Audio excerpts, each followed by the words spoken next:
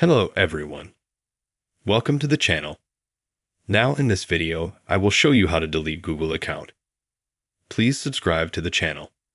Watch the video till the end. Like it. Let's get started. In order for us to delete Google account, it can be done in different ways. If you will do it on an iPhone or will do it on Android, you can go first to Settings. Scroll down to the bottom, or you can use the search bar, and find the Google tab, and then click on that. And the second way is we can open the YouTube app.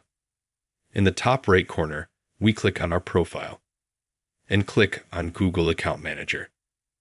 We can also do the third way. We can just go to any browser, type in Google. And then after that, right here at the top, we'll have our account. Click on it, select it, then click on Manage your Google account and go to Settings. Now we're going to wait a little bit. Here we'll open up Data and Privacy. We scroll down to the bottom, and then you'll see Delete your Google account. Click here. Now we're going to need to enter the password for our Google account. You can change it here.